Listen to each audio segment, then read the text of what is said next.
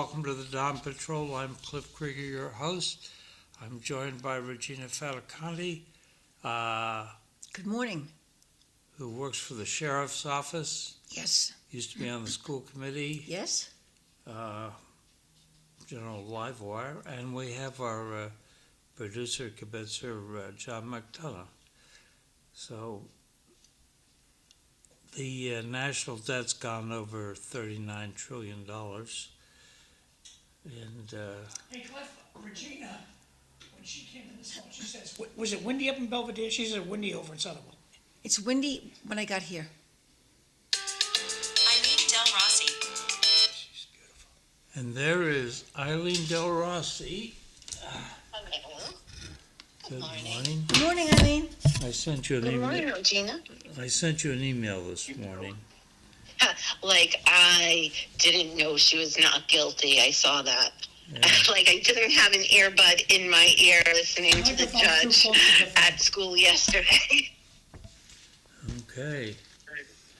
So, in 1794, the United States government establishes a permanent navy and authorizes the building of 6 frigates.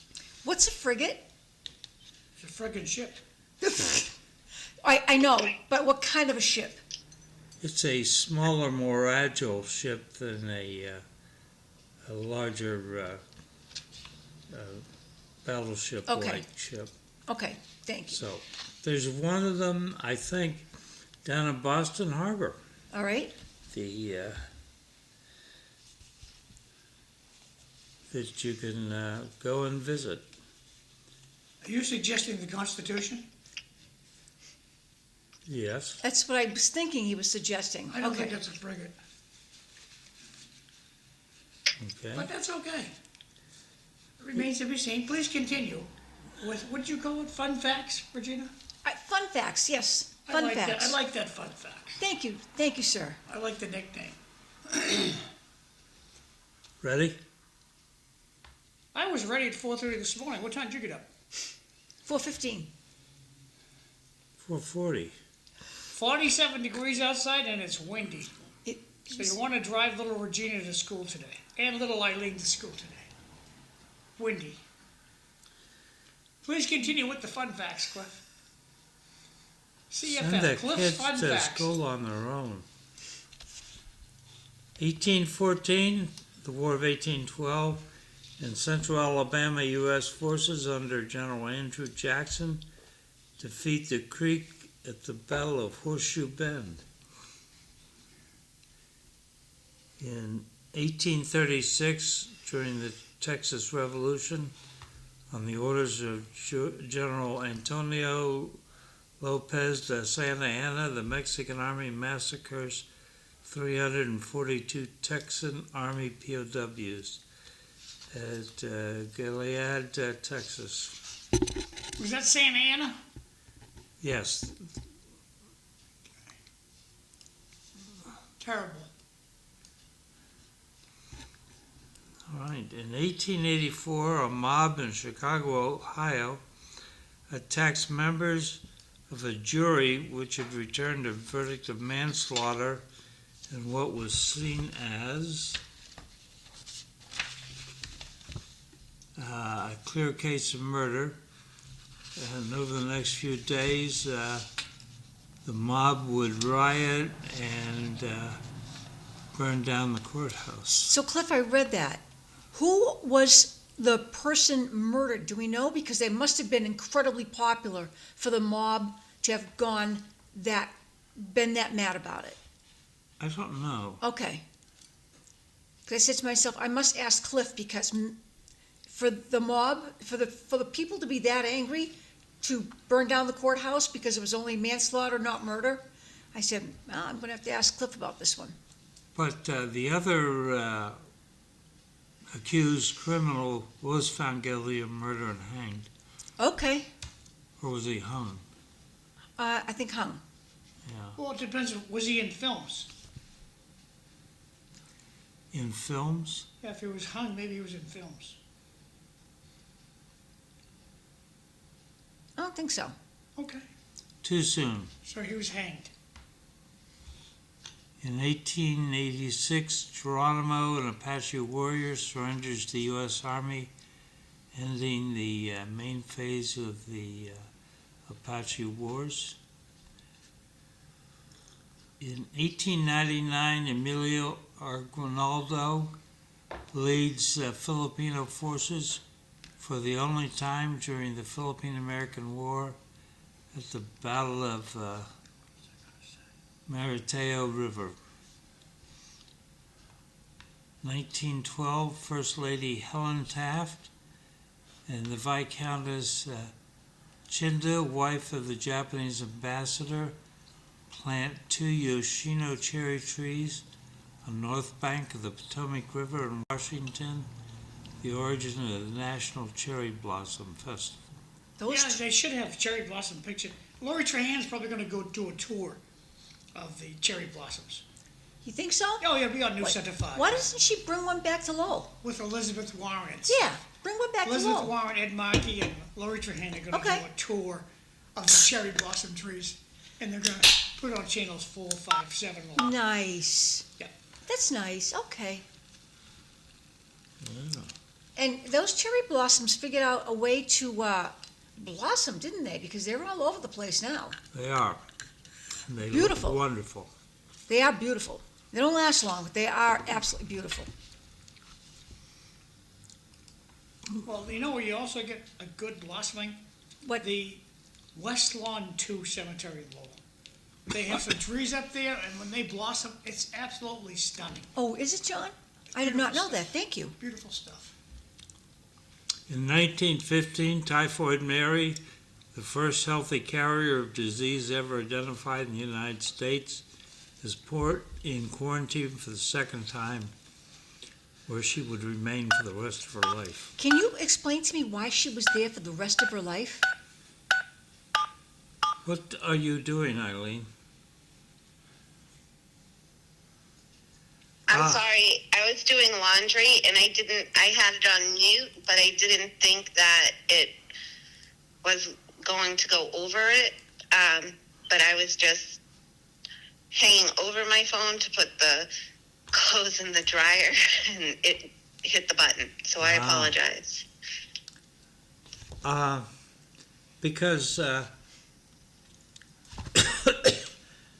she was carrying disease.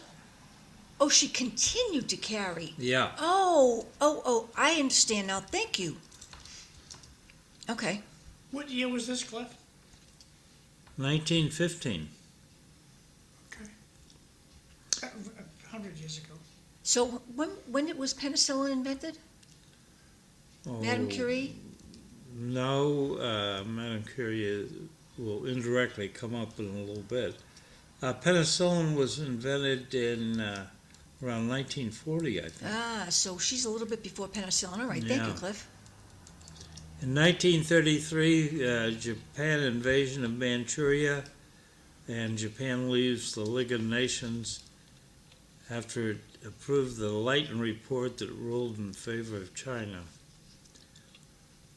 In 1942, during the Holocaust, Nazi Germany and Vichy France began the deportation of 65 Jews from Drancy. 65,000 Jews from Drancy internment camp to German extermination camps. All the German extermination camps were in Poland. None in Germany. So, help me understand. Auschwitz and Bergen-Belsen, none of those places were actually in Germany? No. Poland. You're kidding. I am learning something today. I thought they were in Germany. No. Figures. 1943, during the Battle of Kamenskoye Island in the Aleutians, begins with the United States Navy's intercepting Japanese attempt to reinforce a garrison at Kiska. And I believe our Navy just intercepted something not too long ago, right, Cliff? Yeah. We got a darn good Navy. 1945, Operation Starvation, the aerial mining of Japanese ports and waterways begin. And also on this day, Argentina declares war on the Axis powers. In 1977, the Tenerife airport disaster, two Boeing 747 airliners collide on a foggy runway in the Canary Islands, killing 583. Everybody on the KLM flight and 335 on the Pan American. 61 survived the Pan American flight. The deadliest aviation accident in history.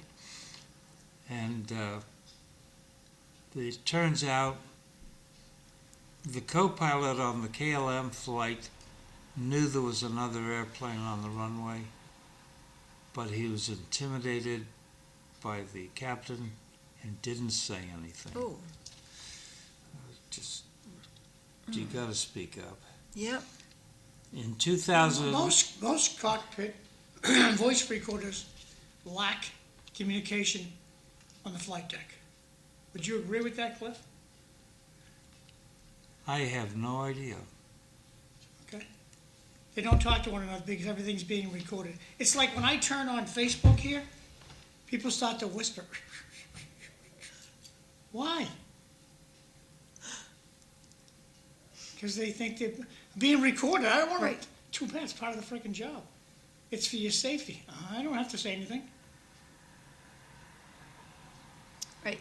There's little or no communication on the flight deck due to the cockpit voice recorder.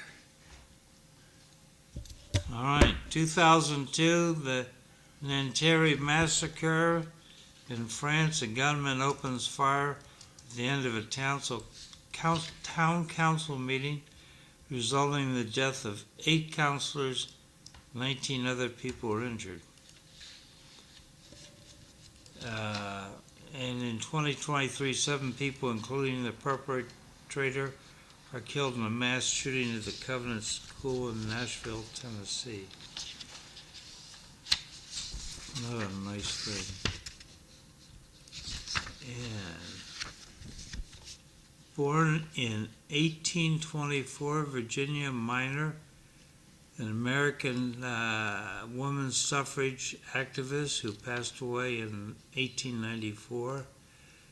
The Supreme Court, she sued to be allowed to vote. The Supreme Court held that the Constitution of the United States does not confer the right of suffrage upon anyone. And that the decision of who should be entitled to the vote was left to the legislative branch. And 19th Amendment? What amendment was it, the right to vote? Yeah. Yeah. Gave women the right to vote. Took She a long sued time. under the 14th Amendment. Okay. Okay, so you mentioned that woman from France. I can't remember her name now. But in 1845, William Rankin was born a noted Nobel Prize laureate. He invented the X-ray machine. Ooh. For a while, people who did X-rays were known as Rankinologists. Amazing. Yeah. Really, Regina? Yeah, the invention of, You find that amazing? I do, the invention of the X-ray machine, absolutely. No, what did you call the technicians? Rankinologist. That's when you said amazing. Well, I'm amazing that the X-ray machine was invented. Okay. Yeah, passed away in 1697. Simon Bradstreet, British politician, 20th governor of the Massachusetts Bay Colony. He had been born in 1603. He lived a good long life. Yeah, in 1968, Yuri Gagarin, Russian cosmonaut, died in an aircraft accident. He'd been born in 1934. And in 2016, Mother Angelica passed away. Is this the woman that does the rosary on TV? She founded the Eternal Word television network. Because when I catch that channel, I feel like, oh, I can't turn the channel until she gets to the end of the rosary. Is this the one? I don't know. She passed away 11 years ago, so if it is, it's a recording. It's a rerun, right? It's a rerun, absolutely. Yeah. Today's World Theater Day, and Sunday is Palm Sunday in the Western Christian Church. Yes, I have to get my palm. Yeah.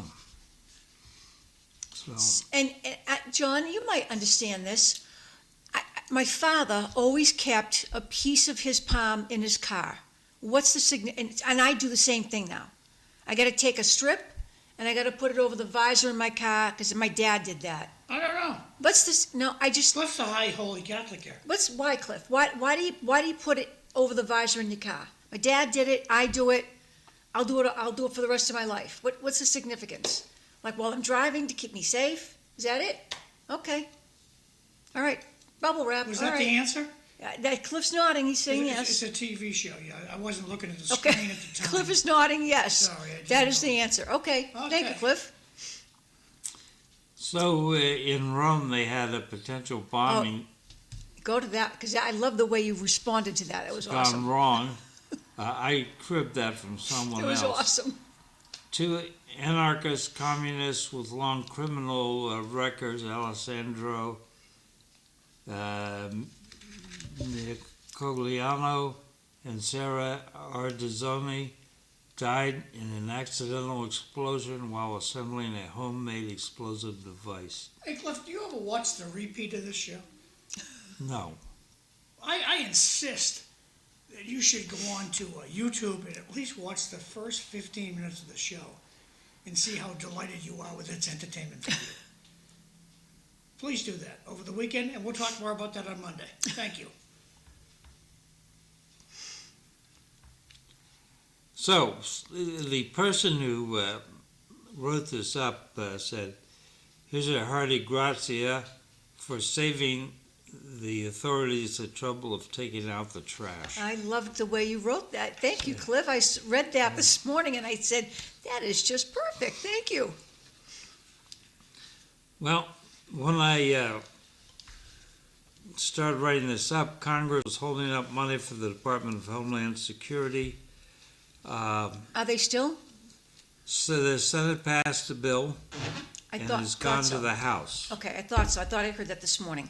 Yeah. And the other thing I heard was that the Democrats are furious because people are walking up to ICE agents and shaking their hand and saying thank you. Yes. Because Hakeem Jeffries said the ICE agents are going to go into the airport and they may kill somebody. And the ICE agents are in airports and making everything go smoothly.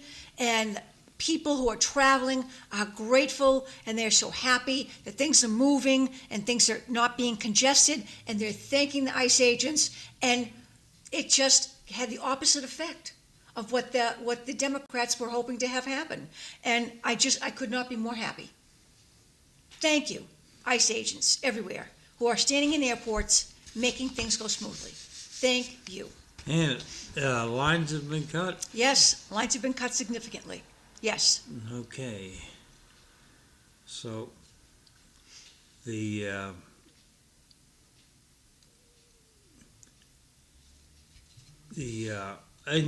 President Trump said he's going to sign an executive order to pay TSA. That's wonderful. Cause, I don't know if he can do that. I'm sure Judge Boasberg will. oh, so I did also hear that 450 TSA agents have left service because they need to be paid. The base pay is $60,000 a year, and these people need to be paid. Jay wants to know, I'll read his whole text. Good morning. Does the panel think that the Department of Homeland Security should be privatized? No, I don't. I do not think they should be privatized. No. Cliff says no. I say no. Thank you for your question. It's a no. Triple no. So, out in California, the University of Southern California canceled a governor candidate debate 24 hours before due to a lack of diversity. The 6 candidates Now, when they say lack of diversity, what do they mean? I'm getting to that. Oh, okay, I'll patiently wait. Going on 20 minutes with fun facts this morning. Please continue. The 6 candidates were 4 Democrats, 2 Republicans, but they were all Caucasian. The next 6 included Hispanics. So they couldn't say, okay, you three, come on over? I mean, please. Really? The fact that there was Democrats and Republicans, was that not diverse enough? I would have thought so. I would have thought so too. When the majority of the country is unenrolled, I respectfully disagree. Okay, There are more unenrolled voters than Democrats and Republicans combined. you're right. And how many unenrolleds are running? I'm going to guess zippity-doo-dah. I would agree with John, Because, zippity-doo-dah. especially in Massachusetts, where we voted for an audit, it's important to vote, get out and vote. So we get out and voted for an audit, and what does the State House say? Not here.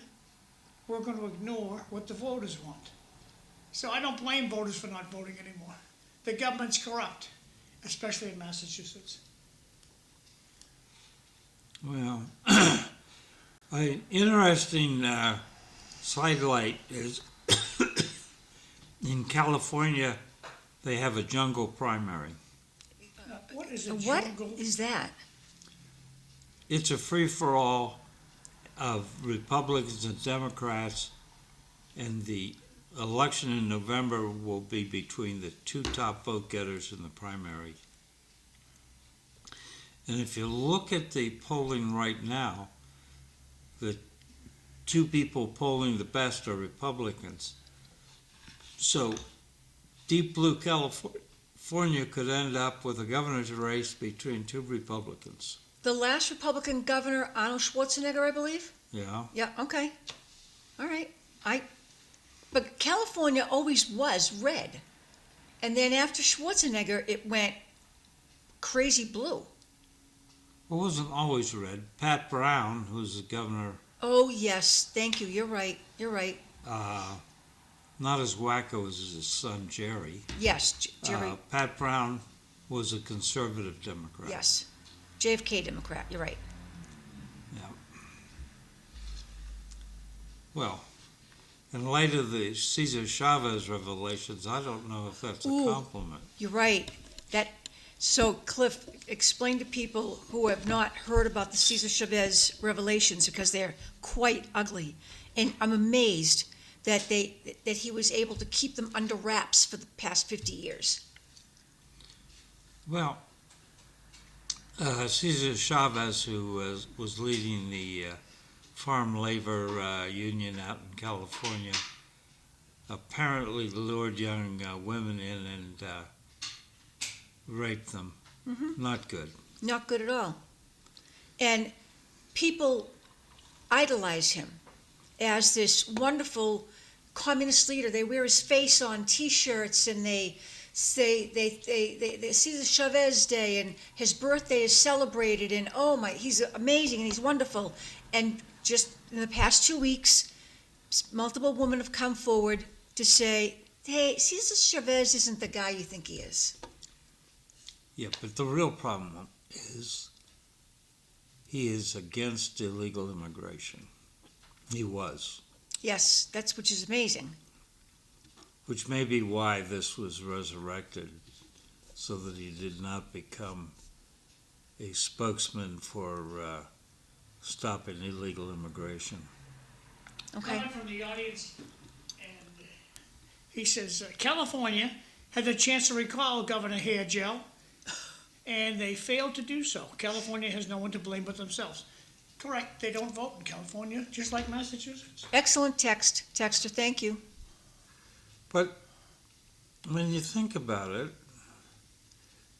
Eisenhower has been accused of having sex with his driver. Now, the question is, was the driver a boy or a girl? I was just going there. Thank you, John. Thank you. Can you clear that up?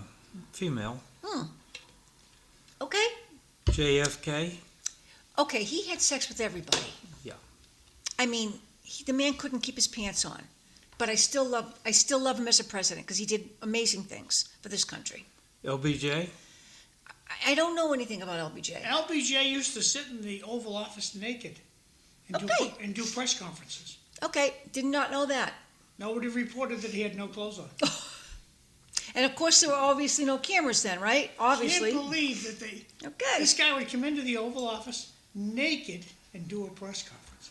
And no one, because the emperor really had no clothes, and the reporters didn't say a word.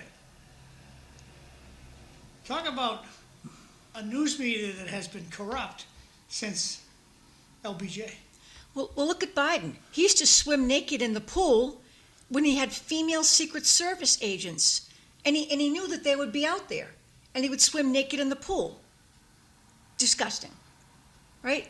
Yes. Yep, right over there with Chavez. Yep, Right there with absolutely. Chavez. Yep. Back there with LBJ, though. Richard Nixon, running for the House seat out in the area of Yorba Linda, California, defeated Helen Gahagan Douglas, who was LBJ's paramour in Congress. She was running for re-election. Regina, what's a paramour? Whatever he said. Paramour, a lover. Oh, he used to fool around? He used to fool around. A lover. LBJ, wow. I love that word. Hey, for the lover. audience, it's gone down to 45 degrees outside. Because it's windy. Look at that flag blowing. And it is blowing pretty good out there, so chilly day. So, on the other hand, going back in history, Yes? I can't remember who it was supposed to anoint the God's anointed to lead the Israelis, the Jews, Okay. and he goes through all the sons and Abraham, wasn't it? nothing. No, David. David, okay. And so finally he says, hey, not here, to the father. And he says, do you have any other sons? And the father says, yeah, we got David, who's out tending the flock. So they called David in, and the prophet decided that this was God's anointed. So, so David we look at as a great leader. Right? On the other hand, Was David fooling around? he had Oh, trouble with the man. ninth commandment. Which was the ninth commandment? Thou shalt not covet thy neighbor's wife. Man, whose wife did he covet? One of his soldiers. Oh, And so they had sex. She got pregnant. He called the soldier back, hoping that he would have sex with his wife and that would cover it up. and did that happen?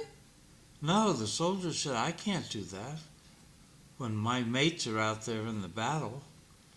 So David told the commander to put him in the front rank.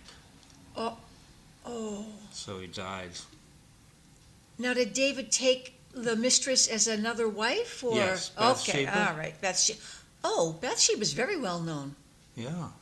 Two Okay. comments from the audience. Arnold Schwarzenegger, no, this guy, Arnold Schwarzenegger, acted more like a Democrat than a Republican in California, just like Chicken Charlie here in Massachusetts. That's from Bart. And Yes, Bart, he did. I agree. Next comment. To be a fly on the wall in the Oval Office, now we know why every president has redone the Oval Office when they get in. That's from Jay. Because they need to. You know, and I've got to say, I'm ashamed of myself that I voted for Bill Clinton twice before I knew he was a rapist. Okay? I'm putting it right out there. I vote because he was a good president. When was he a rapist? Bill Clinton, The question is, when was he a rapist? while he was in office? I don't remember any incidents. Can you remember the names of the women? Here, let me Google them. Yeah. Because I will pull up the names of the women that Bill Clinton sexually. The first woman was the woman that ran the healthcare organization. Remember, he bit her lip, and he told her after he raped her, he bit her lip, and he said he better put a little ice on that. Kathleen Willey. Am I pronouncing her last name? Kathleen Wiley. That was the Willey, I think, first yeah. victim that came forward. Ah, okay. She owned a healthcare organization back in his hometown. She went to speak with him about healthcare regulations, and he asked for the room to be cleared. He sexually assaulted her, bit her on the lip, and then said, "Honey, you better put a little ice on that." And then he left her there, walked out of the room and left her there. She went to back to her hotel, called her friend, and said, "You're not going to believe what just happened. President Bill Clinton just sexually assaulted me." Kathleen Wiley, yes, that was the first known victim that came forward. And if you remember, was it President Trump's first term when he had, I think, 4 of Bill Clinton's victims at a press conference? Do you remember that? I remember that, because that was bold, very bold. And then Paula Jones, didn't he have to pay her $900,000? I don't know, but there was some problems with Paula Jones, yeah. Yeah, I think he had to pay her $900,000 because she sued him. So there's 2.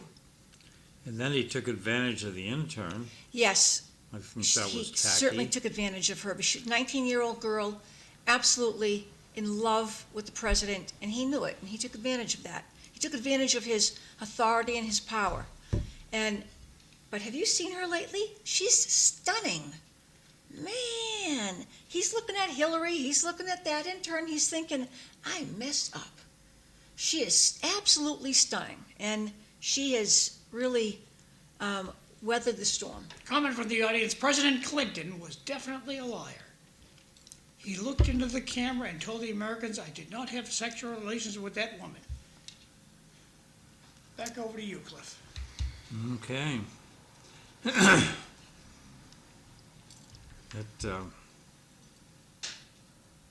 That's a very narrow definition of sexual relations, isn't it? Well, remember, that created a firestorm among teenagers, too. I didn't know that. Oh, I did know that, because if that's not sex anymore, then it's certainly okay. No, not good. No, not good at all. So the Iran war is going on. Ground forces are flowing.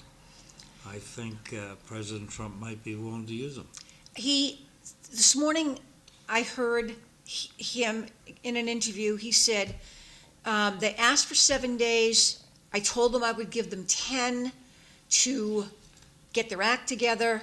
But I do not believe that they should gain any source of income from ships coming through the Strait of Hormuz. Absolutely not. We start doing that, that's a problem. That's a huge problem. They should not derive income. They should not set up a toll booth at the Strait of Hormuz. They're asking $2 million a passage. Yeah, no. Because what are they going to do with that $2 million? They're going to buy a nuclear weapon. No, these people can never be trusted. They can never be trusted. Never. We cannot allow them to set up a toll booth at the Strait of Hormuz and charge countries to go through that strait. No. And I would hope that President Trump understands that and does not agree to that. I agree. What do you think, Eileen? I blipped out for a second. What are we talking about? Iran charging money to go through the Strait of Hormuz. oh, no, we don't need to be charged any more money. How's that? I noticed gas prices are going up and so aren't food prices. Yeah, Not a fan. it's a wartime. It's, yeah, I guess. Think how much they would go up if Iran dropped a nuclear weapon on Paris A or lot. Tel Aviv. Yeah, I would think so. All that wine and all that wonderful salt over in Tel Aviv. Yep. Well, I think we all have to take a good look at our life and say, we're gonna go in pretty good. There's no nuclear wars going on. Right.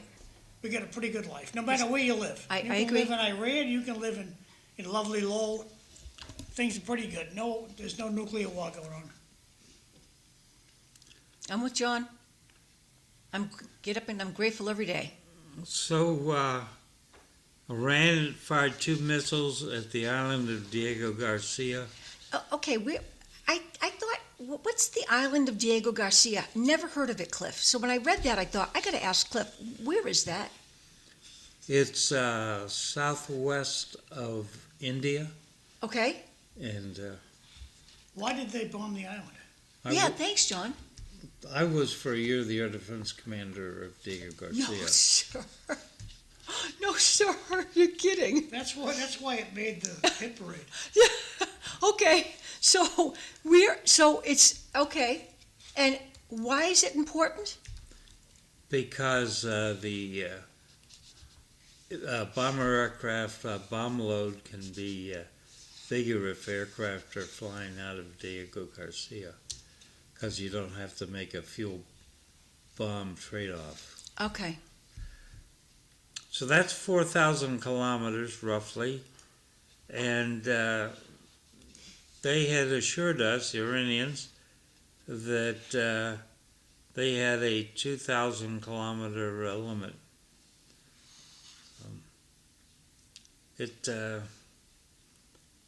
They can't get to London yet, but they can get to Berlin. Not a very big place, Diego Garcia. How many people did you have on that base with you, Cliff? Oh, I never went there. Alrighty, But you were in charge of it. then never mind. No, I was in charge of air defense. Okay. I was in charge of air defense in Diego Garcia and Guam. I Okay. did go to Guam. And I was the co-commander of the Philippine Air Defense. All right. I was a busy little lad. I see that you were. I even had to buy a white uniform. Ooh. Oh, yeah. Okay. I wonder where that is. I'm looking for maps of this Diego Garcia, and they just won't come up.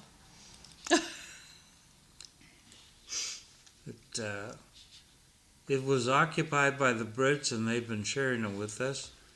And they were thinking of returning it to some local nation, but that's presently all messed up.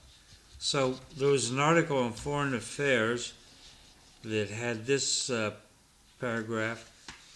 Iran's strategic doctrine has a phrase at the center: survive and exhaust. The goal is not to defeat the United States or Israel in any conventional sense. It is to show them both that the cost of confronting Iran is militarily, economically, and politically unsustainable. Tehran's job is to survive punishment long enough and to inflict enough damage in return the U.S. and Israel will... I'm sorry. I stepped on my glasses this morning. I'm using my backups. Israel will for continued conflict collapse. So they will wear us down. Yeah. Basically, they'll wear us down. I think that that's the wrong philosophy to use with Trump or Israel. that doesn't work with either country. Well, Saudi Arabia, Mohammed bin Sultan, who's sort of the power behind the throne, has encouraged us to continue on with this. So we are getting some encouragement from the locals in the area who are getting attacked by Iran. Missiles and drones. I'm thinking that this is going to go on for several more weeks at least. And then, Are we done with the hit parade yet?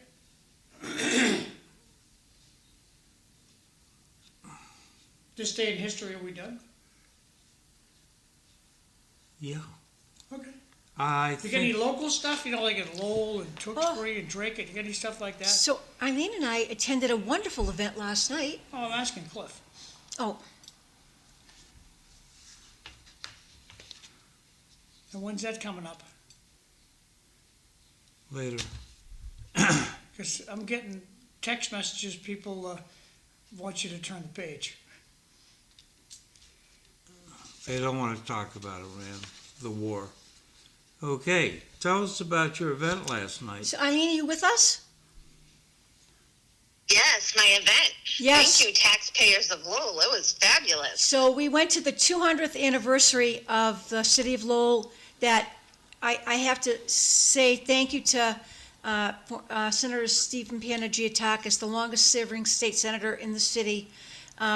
He and several other people, and I'm going to name a few names, and Eileen, if you can help me fill in with some names. We were present last night, and what it was, it honored the servicemen and women who served here in the city, and it was a wonderful tribute to these men and women. It was a photo reel of their photos. Some of the, like my dad was in it. Steve Panagiotakis's dad and uncle were in it.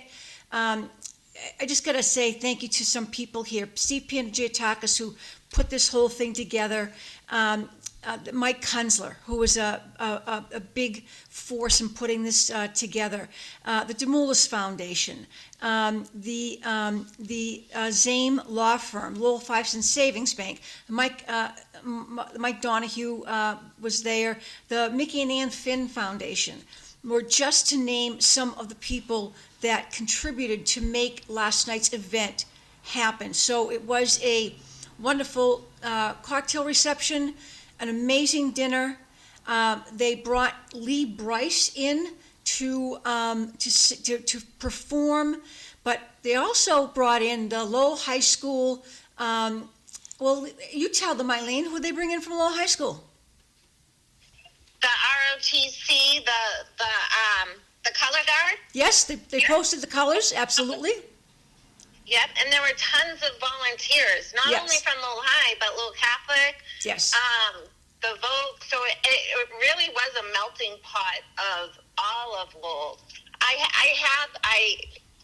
have extra of the brochures, so I'll text it to John so he can see or I'll Facebook message him so you can see all the companies that donated to it. It was just a wonderful event, and then we had a lovely sit-down dinner. I think one of the Finns actually put on that dinner last night, and then we were entertained. It was just wonderful entertainment, and then the Lee Bryce was awesome. It was just incredible. It was a wonderful night, but it was a wonderful tribute to the city of Lowell. And Steve Panagiotakis started out with, how many people live here? And we raised our hands. How many people were born here? We raised our hands. And it was just, how many people have never left Lowell? And we raised our hands. And then he said something funny with, like, okay, to the rest of you. Meaning people who were not born and brought up in the city of Lowell. And we just talked a lot of old Lowell stuff that people, like ourselves, knew about Lowell. And it was a wonderful evening. And I just got to say thank you to Senator Panagiotakis, who really was the instigator of last night. And it was an honor to see that the video of all of those amazing veterans from this Lowell community. And it was amazing. It was an incredible evening. Also, this week was Greek Independence Day. Yes, They had a nice little party in front of City Hall. yes, they raised the flag. Oh, look at that. How beautiful. Good crowd. Very nice crowd. Do you know that the Greek school in Lowell was the first Greek school in the whole entire United States? No, I did not. Yes. Amazing, isn't that? Sure is. And then yesterday they had the Merrimack, I guess the Greater Lowell Chamber of Commerce had a big event. They had all the town managers there. That's Colin Loizel from Tewksbury. No, from Tingsboro. That's John Curran from Tewksbury. I'm guessing this is the gal from Drake, but I don't know her. And Paul Cohen, he's retiring. So good time to be had by y'all. And then $1,000 a day guy, I don't know where he is. His picture's here someplace. There he is. There he, I was going to say, sitting right there, John. He's conducting the Texas sidestep. He was there last night. No, yesterday afternoon. Oh, he was at your... Yeah, he was at the oh, event I was at last night, I yes. can't find any pictures of that event, so hope Eileen sends me something. Back over to you guys.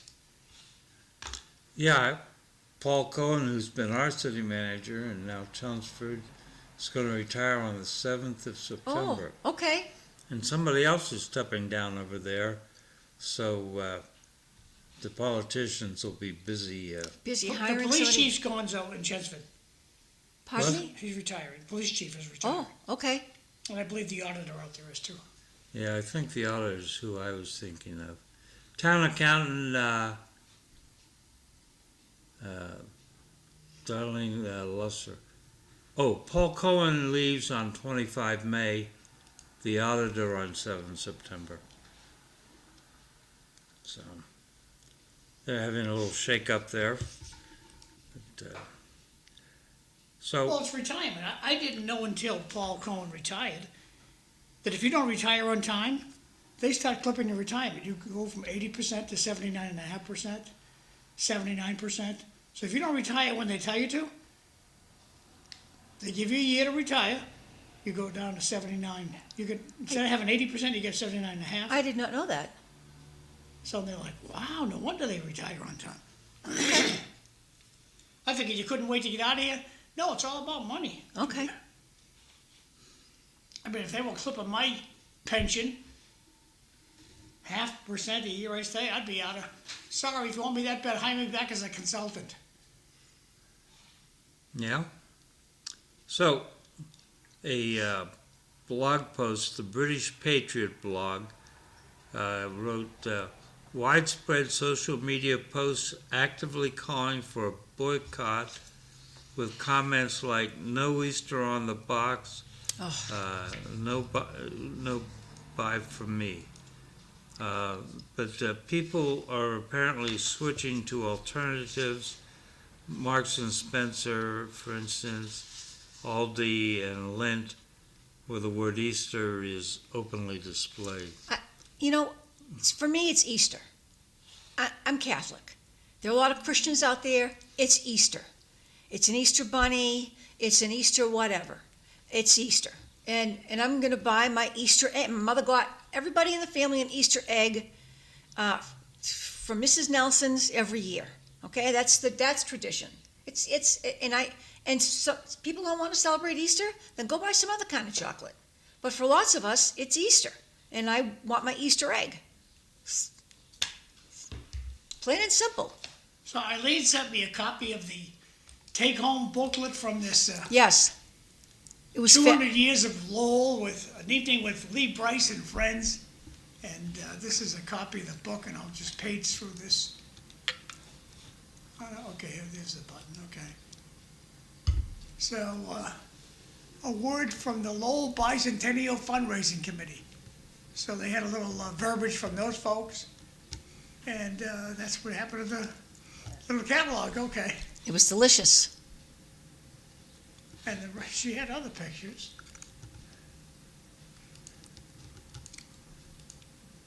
She wanted to show the sponsors. Yeah, it was really a melting pot. I guess that's the best word for it. And they talked about the famous people that came from Lowell, Betty Davis. Who was I surprised? Francis Scott Key or Alexander Graham Bell came to Lowell. It was also surprising to see the people who are famous, like Scotty Grimes, who was, got a big award, who's also from Lowell.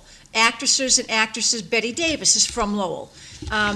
So it's amazing, and they went through all these people, and they had a video, and they talked about them. It was just a wonderful event for, to showcase and highlight the Lowellians who have just really, who have, made it big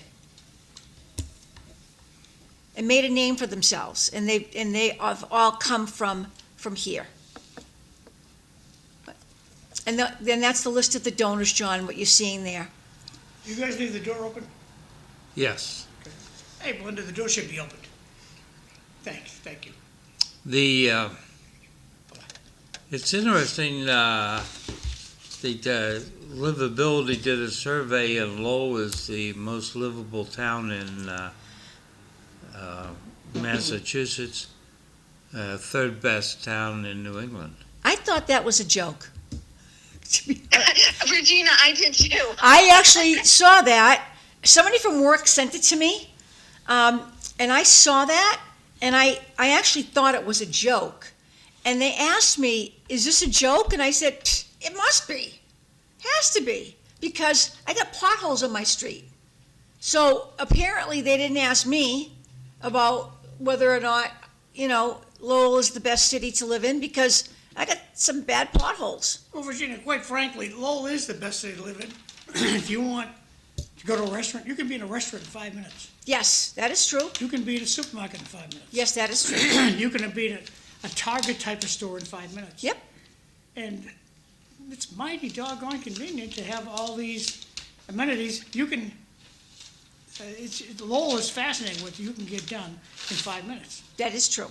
In other towns and cities, you can't. There are no hotels in Lowell. Okay, yes, there is. No, there isn't. There Oh, used to okay. be. What'd you kid about? There used to be a hotel in Lowell. What'd you kid about? Pardon me? Industrial Avenue. Is that Lowell? Yes. I don't think that that's a hotel anymore, because some of the people who came last night were directed to stay in other hotels because there's no longer a hotel in Lowell. That is a standing hotel. When I have some time, I'll drive up there and make sure it still is, but it's a hotel. Yeah, We just gave them a license. Did we? Okay. So people who were coming last night were directed to stay at other places because. Well, there are places closer. I mean, the Holiday, whatever they have in the Hilton up the street in Tewksbury's closer. Okay. Marty keeps the doors closed at the Union Mass Inn and closed center. So there is no close by hotel. I'm kind of worried that Belinda got lost. No, she's coming. I see her waving at me. Oh, okay. Sometimes they go in the dining room and they realize, nah, wrong way. So, if people had been making comments Morning, Belinda. about Ramadan, Happy the Muslim, Just park on the couch for a couple of minutes. holiday. We're going to break shortly. I think that folks would have cried discrimination and racism if they treated, say, Ramadan like these people on social media are treating Easter. So you think that if we had open displays of Ramadan celebration, that would have been considered a problem? No. If people had downplayed Ramadan celebrations. Oh, you're right. I think you're absolutely correct. I think that look at the mayor of Mamdani, what he did in New York. He went to prison to break fast, but he couldn't go to visit a couple of police officers who had been wounded in the line of duty. But he went to the prison to break fast with them. Really? Give me a break. Okay. Yeah, well, it is Mahoney. And apparently,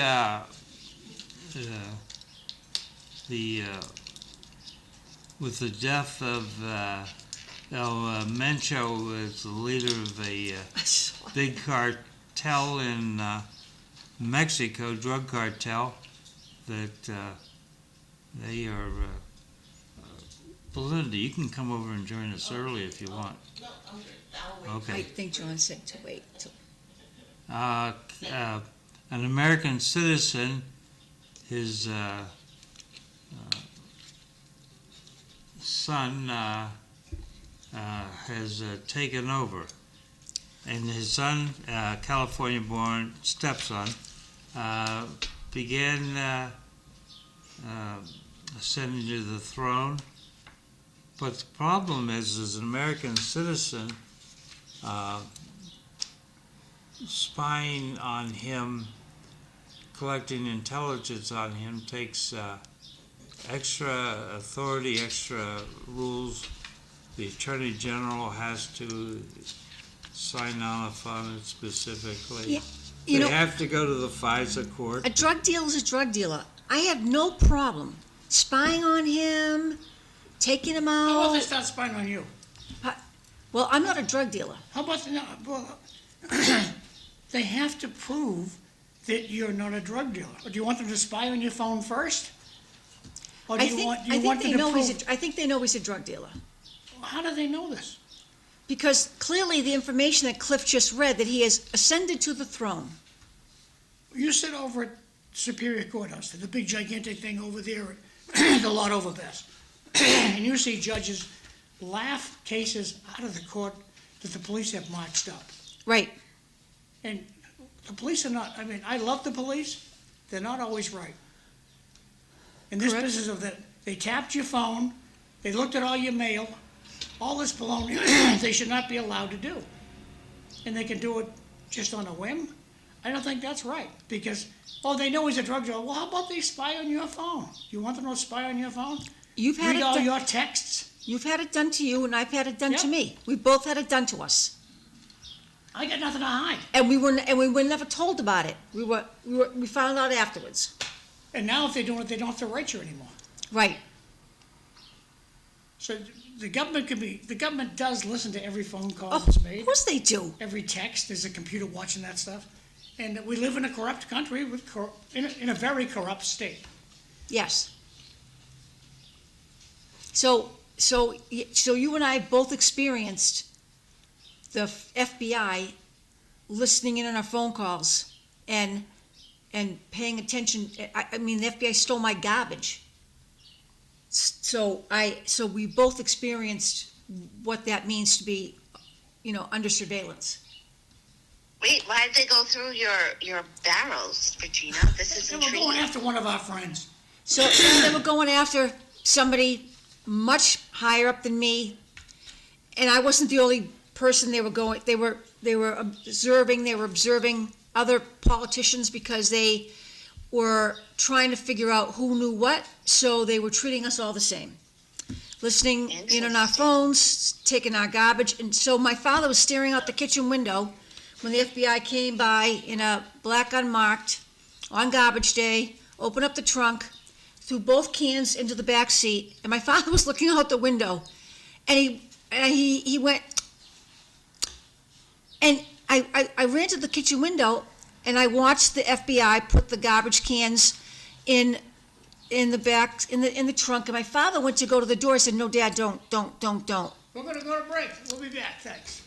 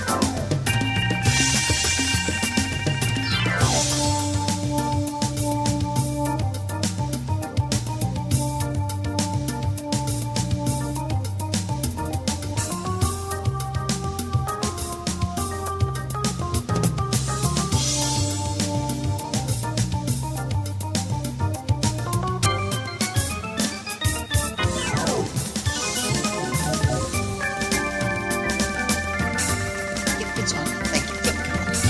Yeah, I appreciate it. No problem. Good morning, everyone. Welcome to City Life Show. I'm Cliff Krieger, your host. Eileen Delrossi, my co-host, is on the phone. Hello, Eileen. Good morning, everybody. Good morning, Belinda. Hi, Eileen. How are you? Sorry you're not here. I always enjoy seeing you in person, but So we have Regina. Regina Faticanti, and we have Belinda Juran, City Councilor. She's my City Councilor.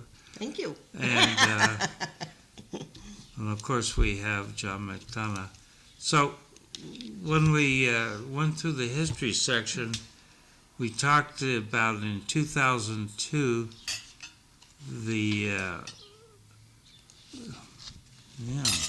I stepped on my glasses this morning. I'm using an old pair. The Nanterre massacre in France. A gunman opened fire at the end of a city council meeting, resulting in the death of 8 councilors and 19 other people were wounded.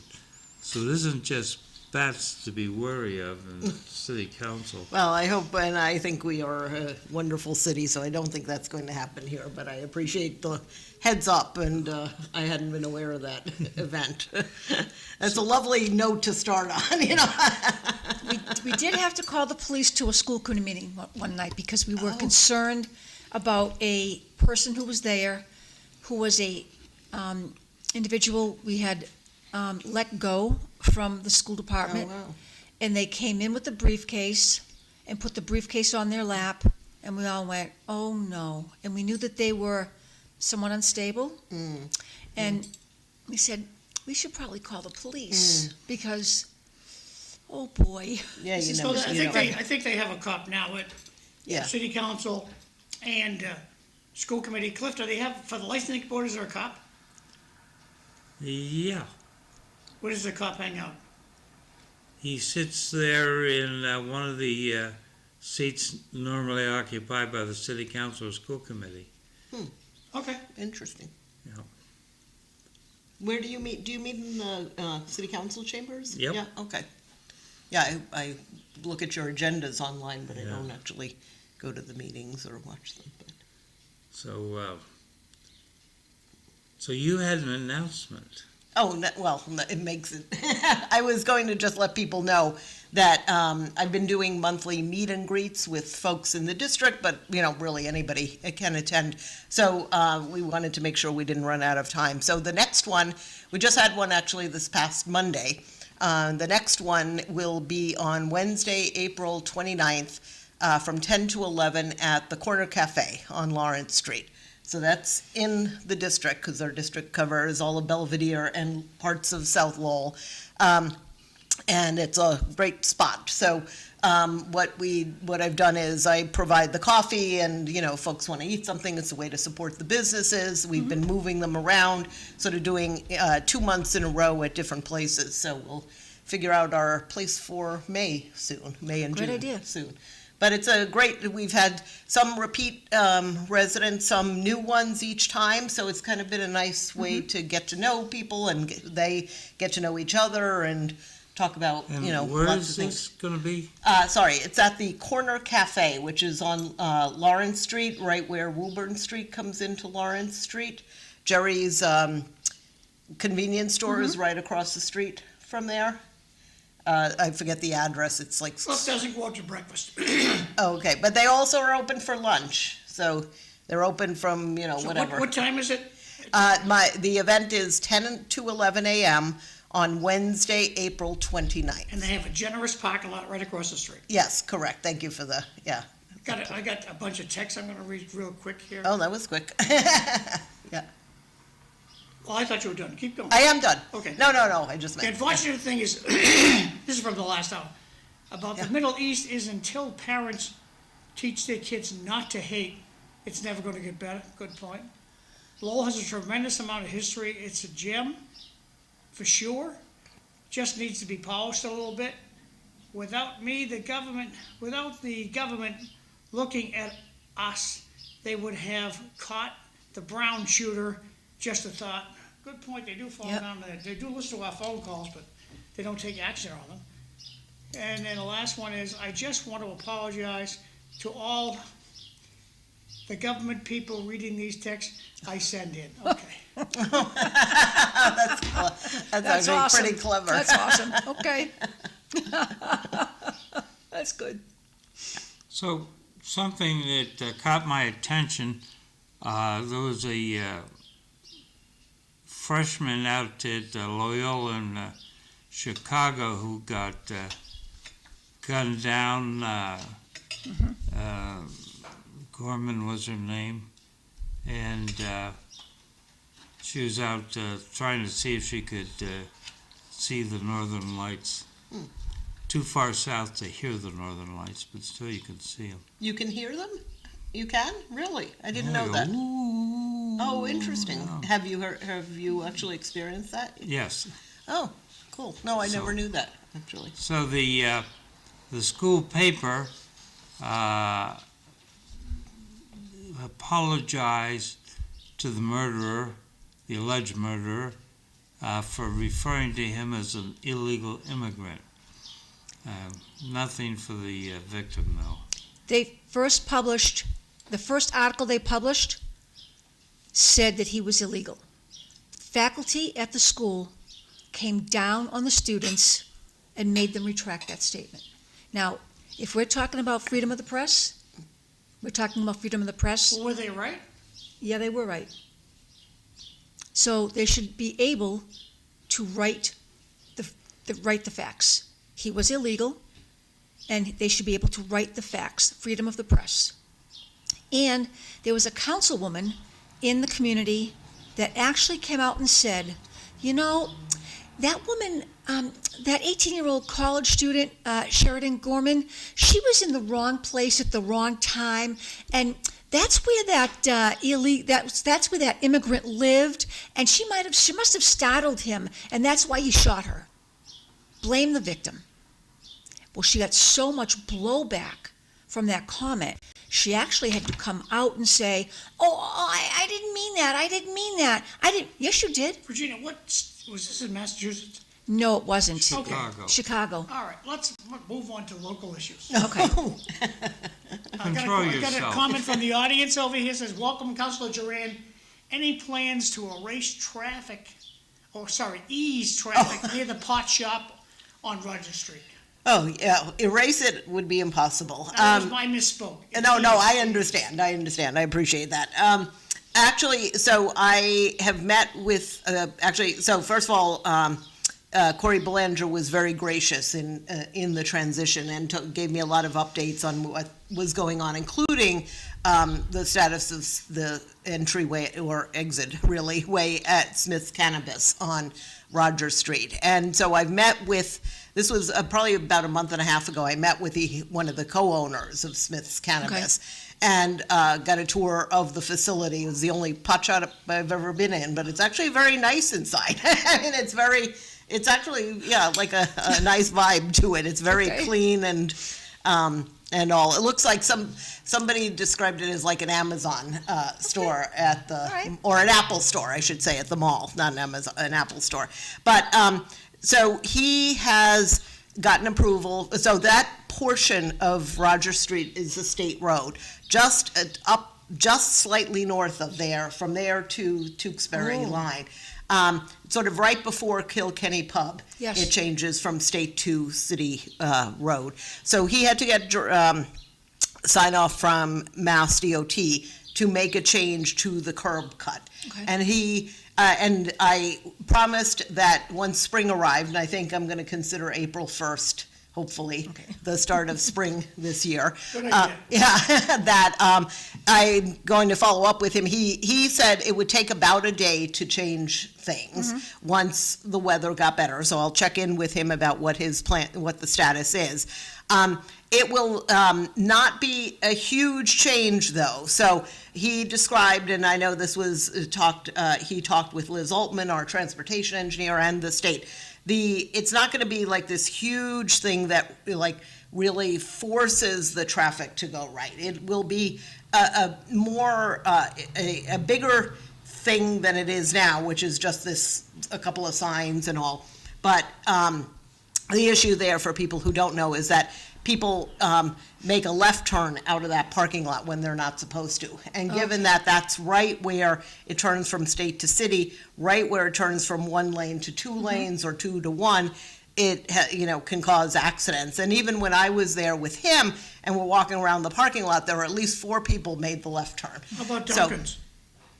So Dunkin's, it is true that Dunkin's has exactly the same issue in the sense that people turn left. I think McDonald's fewer makes people. it almost impossible to take a left. Right, exactly. So the issue with Smith's, and no one's quite complained about Dunkin's, and I think fewer people do make the left. I always make the right out of Dunkin's because, and I either turn around or I go down Butman or It's something. wild at Dunkin's. It's just wild. Yeah, I don't know. I haven't had the same experience. Okay. But anyway, so there will be a more of a pronounced sort of push to the right. But because this is the only access to the Smith's Cannabis, that is, the entrance and exit are right next to each other. There's no other place for fire trucks to come in. They've had to, the fire trucks have done their testing to make sure they can come in, turn around, and so they can't build like a huge projection at that, entrance and exit because the fire trucks could be stopped. So we're going to get an improvement, but I don't know if it's going to stop people who are really determined to make, an illegal left there. So. We've got to be careful not to create a bus line like we did at the Lord Overpass. That no bus uses. Yeah, I have a couple of questions into the LRTA about that because it's too bad. Hopefully someday they will, but. Okay, so Eileen, the trial of Kelsey Fitzsimmons is over? It is. She had a trial, and Belinda, being a lawyer, can help with this one. Okay, yeah, I actually haven't been paying attention, so you So- should Is that tell the me. cop who was living in Billerica? Oh, that, But wait, before we get into the trial, I wanted to just say, like, in Belvedere, that shouldn't be an issue because think about, when you're coming out from Hannaford, it's do not turn left, right turn only, right? Because it just makes sense. And I just feel like you see that often when it makes sense. yeah, no, and you're right, Eileen. I mean, there is actually a sign at Smith's Cannabis that says right turn only. So the sign is there. The problem is people ignore it. And I think also because unlike at Hannaford, where it has like a very wide exit, and the entrance is really able to be separated, that's not the case at Smith's.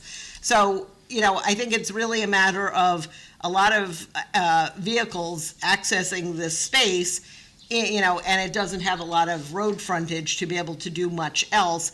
And clearly, a lot of people go north from there, so are either probably heading to New Hampshire or Tingsboro or somewhere else where that's they think it's a better way to go. But it really is. If you look at, there is a big difference in terms of the road frontage between the two, and that's why I think Hannaford has the opportunity, or had the opportunity, and probably was required to do something much more significant that really prevents people from, making that turn. I also think it's probably the case that because that's right where the transition is between one lane and two, that, it's not as obvious to people that there is so much traffic coming. And I think they can sneak out and, make that turn when it really is actually probably even more dangerous because of that transition. Belinda, I know this is not Yeah. your district, but Sherry Barboza sent me a text this morning Taken from the Facebook post on behalf of the staff of the Robinson School, we have rats. We have rats, not mice, rats. They are bold. They are out during the day, running down the hallways and the classrooms. I opened a filing cabinet to have one jump out. Ooh. We do have an exterminator, and I totally understand how hard it is to eradicate them. However, it's still very dangerous and unhealthy. The staff member has reached out to a member of the school committee and alerted central office, but wanted to make the school committee aware of the situation so they can help advocate the solution. So it begs the question to Eileen, does she know anything about this? Yeah, I do. I am the school committee person they reached out to, and I have a picture of the rat that was caught. I'm going to send it to you. That's okay. Yeah, we think we can live without We know that. what they look like, okay. I don't care. What are you gonna do? What are we gonna, what's the city gonna do about it? Listen, hence is my reason for being slowed down on wanting to give the upper assistant superintendents a contract also for 3 years, or you know what Bahu had mentioned, like an automatic renewal clause, because we have major issues and we're acting like we don't have major issues. We're acting like everything's so great, but no, there are openings at the Robinson and the rats are getting in. And yes, I reached out to the mayor about it, and he got in touch with John Machado, and they did have exterminators, and they did have people go in that day. But it sounds like from this texter, like they didn't follow through. And that's just, you know, they often talk about like not wanting to be micromanaged, right, by a school committee. But like, how do you just bring up like an issue? Like, rats are a major issue. They're not just mice. They are Right, literally because rats. they carry terrible disease, and for any child who is immunocompromised, that is, you know, because they leave behind droppings which carry terrible disease. Yes. What's the division on building maintenance? Does this fall on the city council, or is this part of the janitor's duty? No, this is because the city owns the building, that it falls on the city. But I guess the custodian, people have reached out to administration. They've had meetings about it, but nothing is getting done. So it's, I don't know. There's a constant food it's just source out there. disheartening Right. because, you know, at the school committee meetings, everyone wants to make it sound like, oh, we're doing good, we're moving in the right direction. But fundamentally, we're not. Our buildings, our basic buildings that we provide our students to even learn in are not well kept. And that in itself is a travesty, honestly, if you don't even have a basic building. So that's a city issue. Make kids feel comfortable. That's definitely a city issue, Eileen. I understand, and the city needs to get over there and close up whatever holes those rats are getting No, into. we need a brand spanking new dumpsters over there. We need brand spanking new barrels over. The rats have a constant food source. Yes, I agree. They're going after. So Right? ask the I learned custodians, about that. where's You know, the pile rat, of food? Like, there's that they're one eating? king Right. rat pimp that sends the rest of the rats out. Really? Yeah. And then, as John indicates, I think the way we store food and throw away food needs to be looked at, because we need to do a better job of containing that food and taking the food source away so that rats go, oh, let me go someplace else because there's nothing else here. You're right, John is correct. Okay, got a And couple. I live right across Some the text street when she's from done. the Robinson. So we've had our issues with like field mice and so forth that have gotten into the cellar. So I get it. Mice happen. Rats, Yeah. they take a while to manifest. Right. and to get little rats to pimp out. Oof. Okay. Yeah, I'm not, yeah. I would suspect they breed pretty quickly Yeah. anyway, so I rabbits. don't think they're, So- yeah. To sum it up, Eileen, do you think the city's on top of this or no? I mean, obviously not, because a caller is texting in. It seems like someone showed up once I contacted the mayor, and then it fizzled out, apparently, which is unfortunate. When did when did this happen, Eileen? When did you get in touch with the mayor and all? Let me look back. I mean, at my I'm messages. just curious, like roughly. I mean, I want to say this was all more or less like 2 weeks ago. because I couldn't. Um, I would think the exterminators couldn't stop everything immediately. I mean, and it yeah. would need to be a every other I- day kind of thing. I even checked in with the person who had reached out, and I said, so the city, she said the city did come in, and they agreed it was rats, and they were going to call the exterminator, but I don't think that there was follow-through, unfortunately. Well, they need to call Rat Busters because they didn't do a good enough Now, job. you can make fun all you want, but it comes down to I like that. ineffective of our city manager to manage the buildings that are under I'm not him. disagreeing with you. You can't say, well, it's this guy, it's the external, it's the city manager's doing another piss poor job on a project. The kiddos who go to the Robinson School should not be going to school today. They If there's deserve- rats in this room, how long would you three musketeers sit over there? Not long. Nope. The show would be over. And this is my other point too, I guess, John, and my biggest contention. Like maybe some administrators know certain schools in Lowell are okay, and it can be their go-to school. But the Robinson, the Green Edge, and sometimes the McAuliffe are some of the biggest schools that have the highest rate of poverty and Yes. diversity Yes. and race, mix of various races, and they tend to get ignored. And that's what makes me upset. If there's a rat in the room you're in, how long you staying? I'm at a Hilton hotel already. So it's just, this is completely unacceptable, Mr. Golden. If you live in Centerville, you should have your butt over at that school this morning for a walkthrough and wrestle this thing right out the door. We cannot have rats in our schools.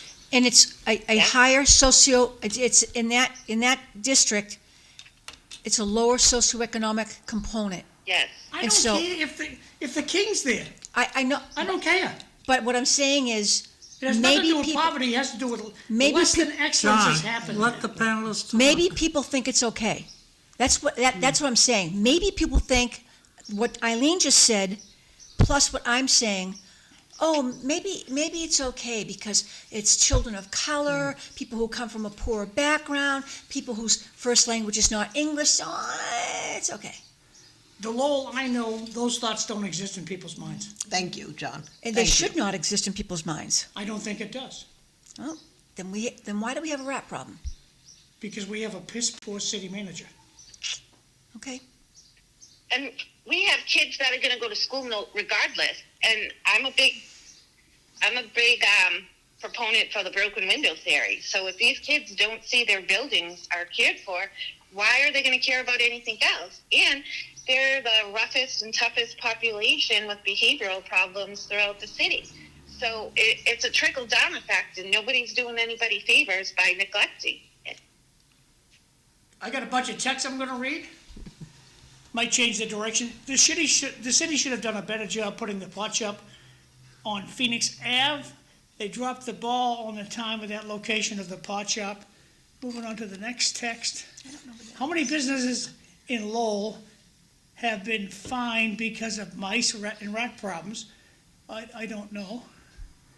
Another text, it appears this has been going on for a long time. This isn't a one and done. That's, I think, referring to the rats. Back over to you guys. Okay. Regina was asking about Phoenix Ave. Yeah, that where is roof- Phoenix Ave? So Is it- that's the intersection where Douglas Road connects into Roger Street. The Okay. other end, the other side of Douglas Road is Phoenix Avenue. The It's other where side the of McDonald's. It's the Tewksbury side of McDonald's. Okay, got it, thank you. And it's Thank you. where Where the Ann chowder Sullivan factory. Center is. Okay, Yeah. okay, thank you. Yeah.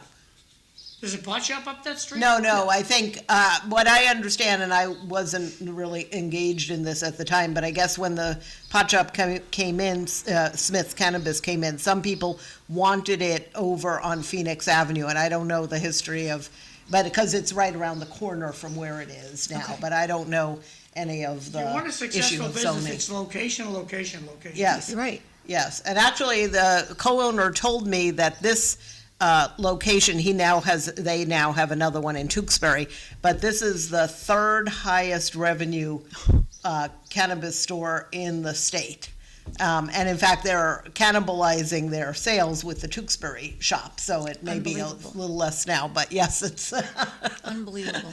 so I guess that's good tax revenue. So there are two pot shops as you're leaving the Pheasant Lane Mall coming back to Lowell. There's one on each side of the street. And the traffic that, especially like around dinner time at night, they have to hire police officers. It is unbelievable. And I've been caught in traffic there, and it took me a couple of times, because I teach at Riviera. What is all this traffic about? And then I looked and I said, what the heck is that place? And it dawned on me, it's a pot shop directly across the street from another pot shop. I mean, the town administrators were not really very forward-thinking in putting them across the street from one another and creating a huge traffic problem. I suspect, because I think New Hampshire doesn't yet have legalized marijuana. That's and so correct. Therefore, It's- they're appealing to it's people. the last right? place Yes, before exactly. New It's sort Hampshire. of like the tobacco stores on the border. On the border, Yeah, you're correct. yeah. You're right. So before you leave, Regina. Yes. I saw an item about our Middlesex Sheriff, Peter Katushin, participate in an effort to stem scammers. Yes, he is. He's doing a lot of public service speaking about this, yes.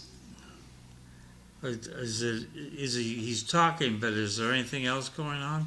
Well, I think he's doing a lot of PSA work to help people understand. I think he's doing some, if you go to the website, he's trying to get people to understand how to not be scammed, because this is a big deal. It's especially a big deal with the elderly.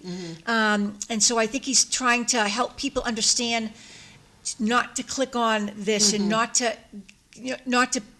be fooled, and what to do if you get the phone call, who to call and check, hang up the phone, call your bank. I think he's trying to help people understand those steps to take so that you're not scammed. I think he's doing a great job with this step and this step and this step, so people are not scammed, because it's a big problem. Regina, I haven't heard anybody tell the public, when you get a collection letter as a text on your phone, and it says, we're the state police, and we have a picture of your car selling marijuana, and you have a fine, you gotta pay it right now, you first have to think, what day of the week is this? It's usually a Saturday or Sunday. The state police ain't working those days. Right. Oh, that's 100% interesting. correct, John. I'll have to Look, pay what attention day to is that, this? yeah.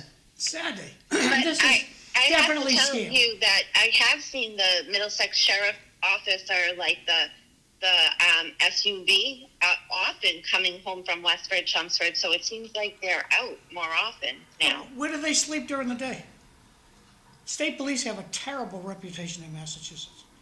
There's just one fiasco after another, and the governor needs to disassemble it and reassemble it. The state police in Massachusetts have no pride. Wait, this is the sheriff's office. Oh, the sheriff's office doing cyber stuff. But they're not part of the state police. He won't let 600 homeless into his place.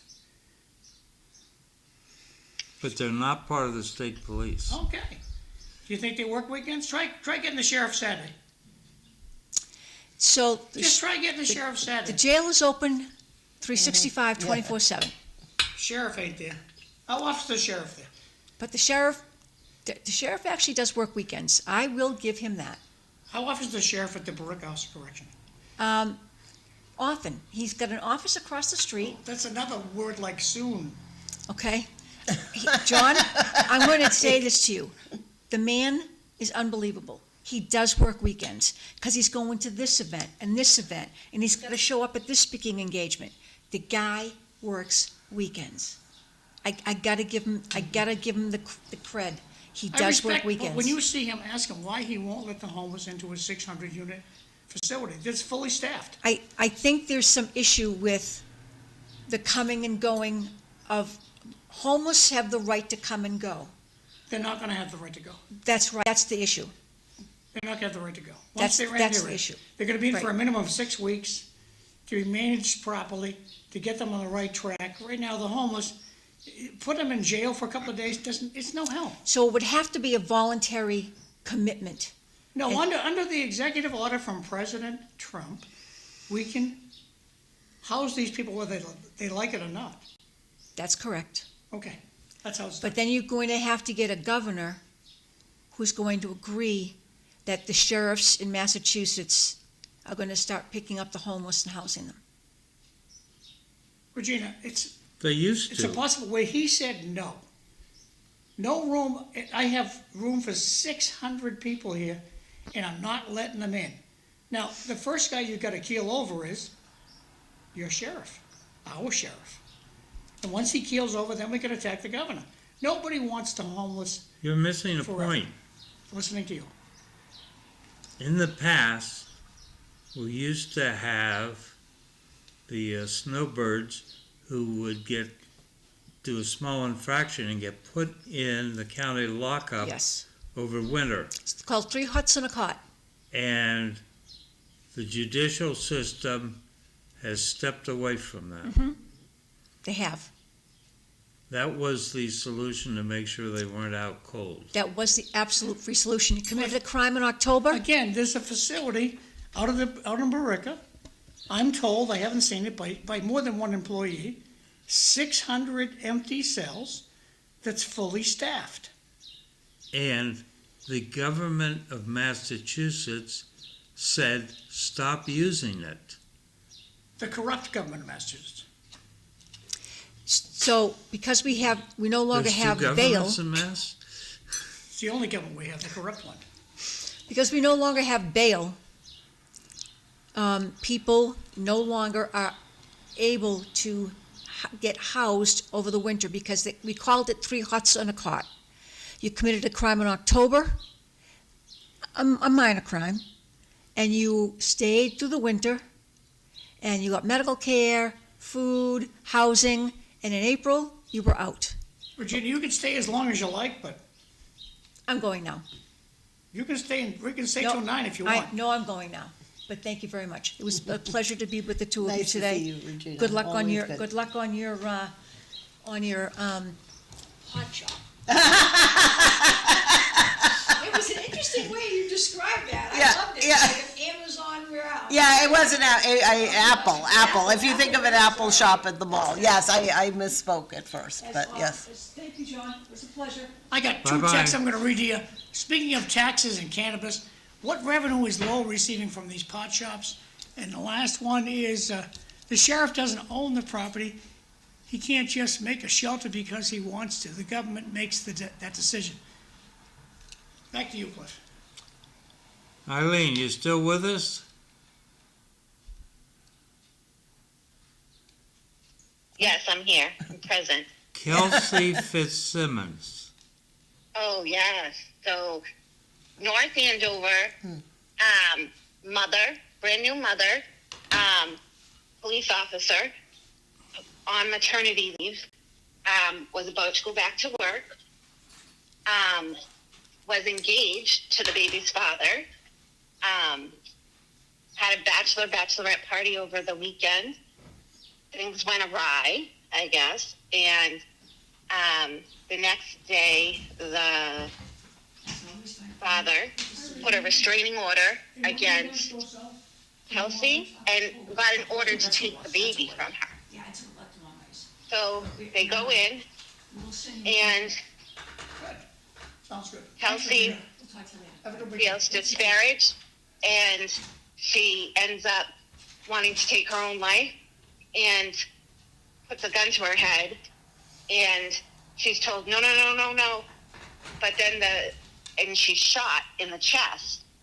But the officer's story wasn't, because there are laws to protect people if they're only a danger to themselves, so they don't get hurt anymore. I guess the gun wasn't charged, or it didn't have bullets. But I'm not even sure on that because I don't get the gun language talk. Did the cop have a body cam?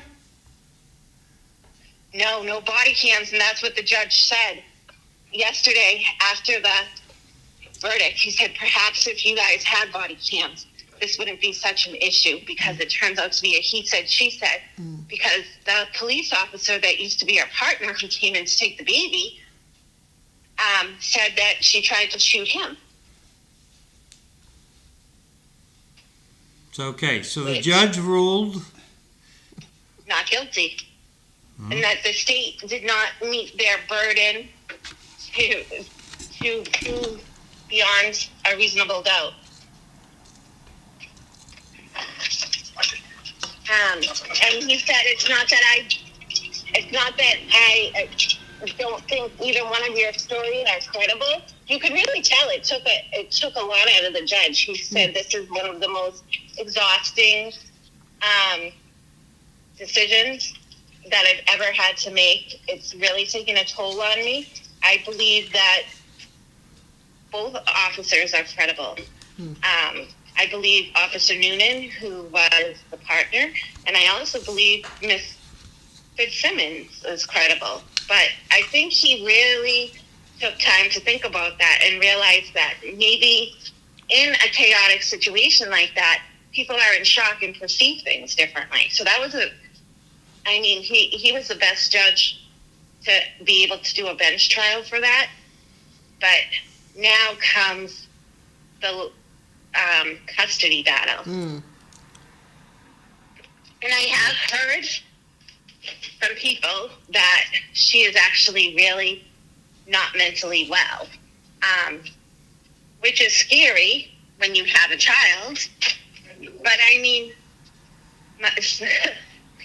people think I'm not mentally well, and I would die if anyone tried to take my child away from me, and so I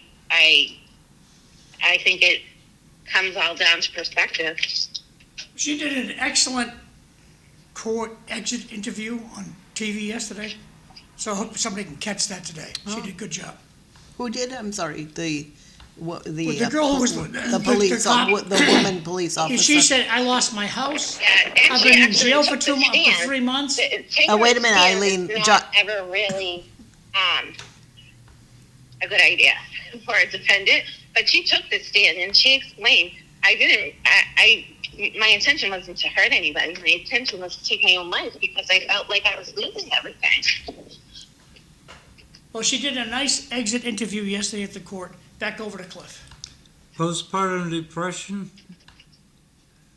Yes, I guess she was diagnosed with postpartum depression, which, I think everyone's heightened since the Lindsay Clancy case.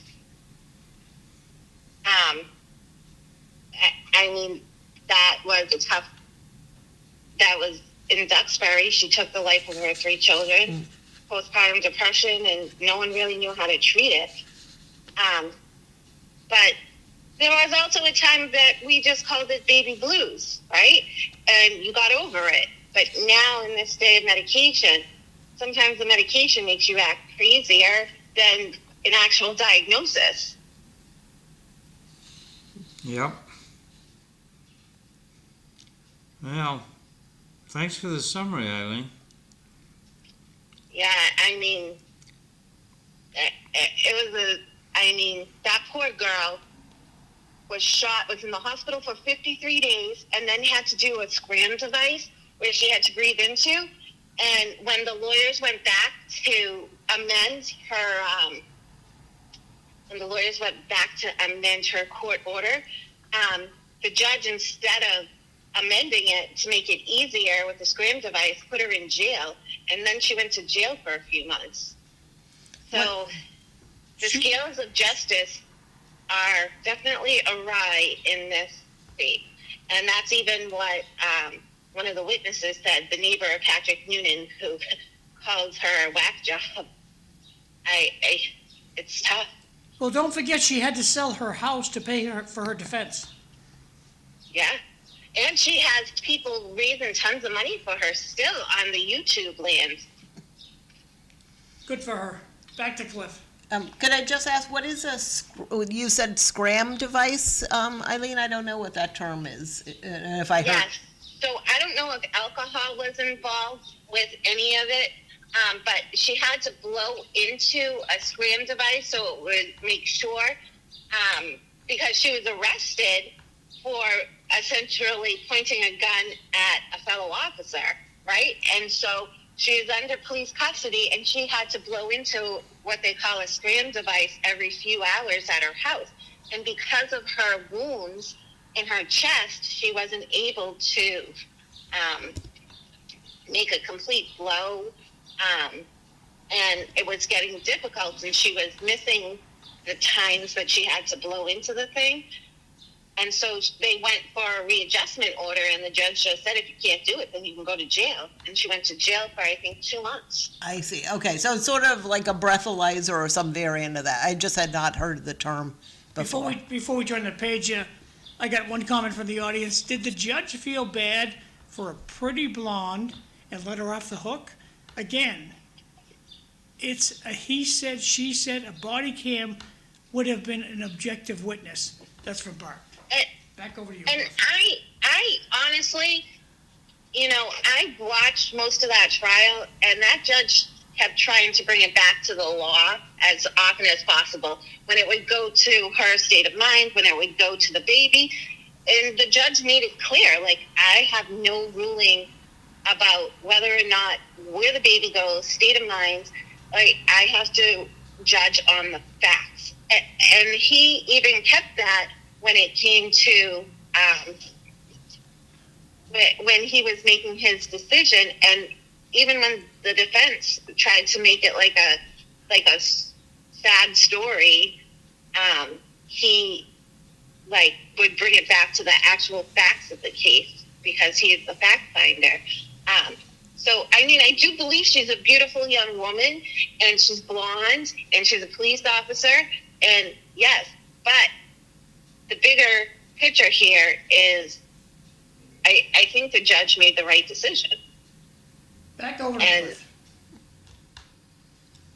Okie doke. I'm going to switch to roads again. Okay. Fairmount. Yes, I figured this was coming. So they took the speed humps out, Yeah. but they left the painting. Mm-hmm. So are they going to put the speed humps back in? So this is one of my other springtime questions. I had spoken with Liz Altman about the transportation engineer for the city, who I think is very good. So the speed humps, because they were the plastic kind, the temporary speed humps, were put in back in last year. I forget what time exactly, and were taken out in the fall because of winter, because of snow plowing and all. They'd have just been destroyed. When I spoke with her like a month or so ago about this, she was going to check into the status of them to see about bringing them back, and I have not heard back. So this is one of my, spring questions. I do like, the lines actually do. So the lines are those little arrows that sort of say a speed hump is coming, but they are a good reminder in and of themselves about slowing down, I find. I don't know if that's the case for you, but so I do need to check on the status of that. But and if I they will do bring that. them back, what additional activities will they engage in to warn us that they're back? So that I see. There were, and I don't remember if weren't there, I thought there were signs there too, right before the arrows, but I had, yeah, there were some signs. yes, and I don't remember. But they're not as obvious as the chevrons that are painted there. Yes, I understand, yeah. Well, depends, I guess, where you're looking when you're driving. I got text from the audience on the issue. Grand Slam, Big Red Dog, Fairmont has not been paid for generations. Also, Talbot is a mess. The next one says, all the potholes on Fairmont right now are doing a fine job of slowing down the traffic. So I would recommend that everybody look at the motion response that was presented this past Tuesday on the work the city has done over the last 5 years in terms of paving, and including every street there. I mean, it's about 40-page report.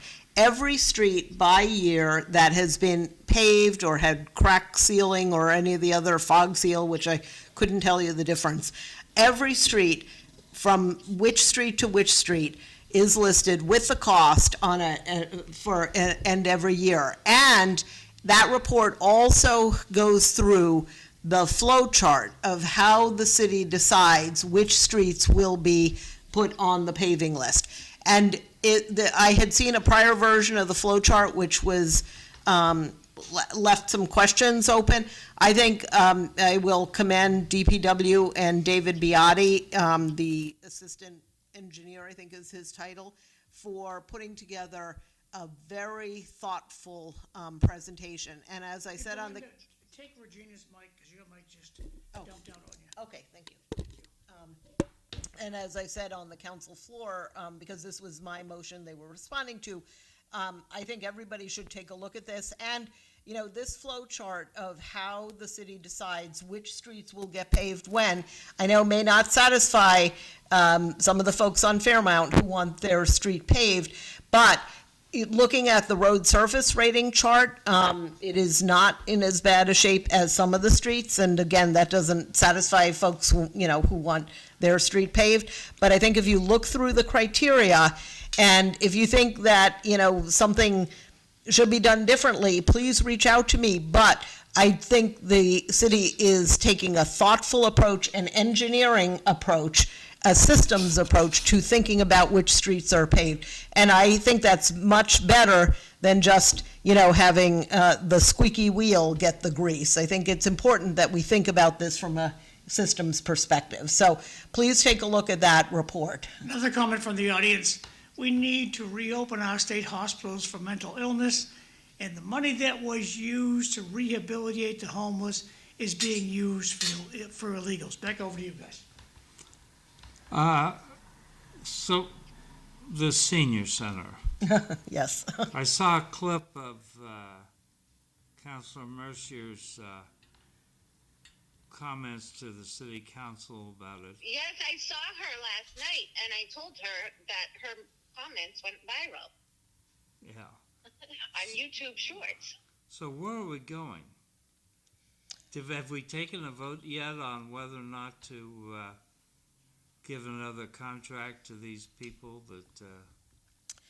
So there was a vote a couple of weeks ago, I don't remember exactly how long ago, which was a 5-5 tie, because about whether to move forward with the contract or not. So basically, at that point, we were at a stalemate.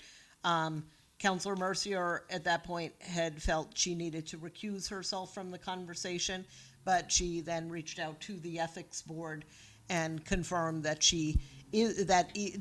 her role on the Friends of the Senior Center does not preclude her from voting on this issue. And that is consistent. I serve on the board of the Pollard Memorial Library Foundation, which is a fundraising nonprofit to help support our library. And I've gotten a ruling, and I need to give my paperwork to the city clerk to, let him know that I will be allowed to vote on, the library portion of the budget, for instance.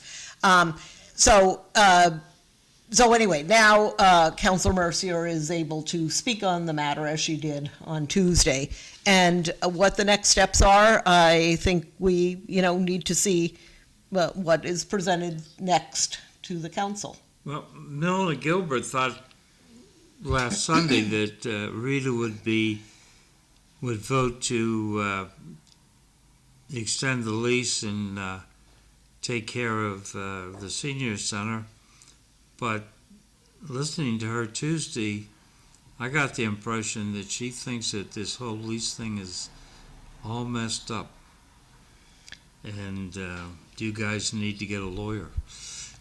Well, certainly, we have a lawyer, we have a city solicitor, Who does the that, city solicitor work for? for the city, I mean. Who can fire him, who can hire him? So he is under the city manager's So purview. he can take direction from the manager. Correct, yes. Thank you. And that is, by the way, having worked in the corporate world for a number of Well, years. you're an and- attorney, that's why I'm bringing it up while you're here. Yes, and that's why I'm gonna mention it. So, any corporation often will have a chief legal officer, a general counsel, which is the equivalent of our city solicitor. That person reports to the CEO typically, which is the equivalent of our city manager. That person is responsible for advising the entire corporation, in effect, the corporation, and not any one person or any one body. So advising the city is the equivalent here, and putting the best interests of the city or the corporation forefront. So despite who they work for, that is their The city obligation. attorney can, and likely does, take direction from the manager. The manager wants to cave on this issue. Now, because of the political climate, I might not win on this. He doesn't want to, but 2 weeks ago, he was ready to cave on this. Give them what they want. And that was not your takeaway? No, I think I certainly can't put words into the city manager's mouth or head I just want on your this, but feelings, what's your feelings, your takeaway? I think that this is a very complicated, very confused and confusing situation. I don't think we have all the facts, and that's been a challenge as a counselor, trying to work our way through 25 years of history, and You're gonna know what they want you to know.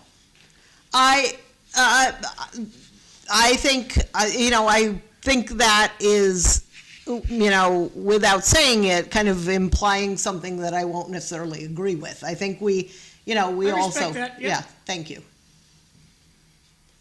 Yeah, So yeah. somebody's got to bring it up again, right? That's most likely, yes, there will, yes, something will happen at some point, yes. I don't, yes.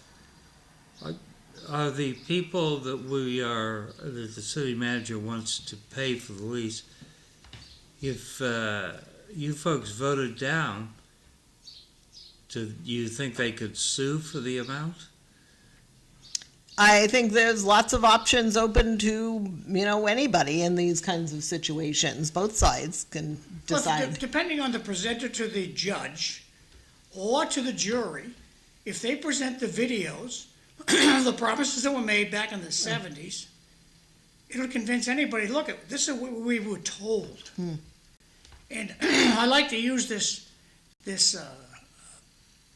deed like the title of my motor vehicle. If they misspelled my wife's first name on her title, does she still own the car? Of course she does. Because the title is misprinted, doesn't make any difference to me. I think the title was misprinted. There was an agreement in place back in the 70s. We should abide by that agreement. When you have they'll say, well, where's the bill of sale? When my title comes into question, they're gonna say, where's the bill of sale?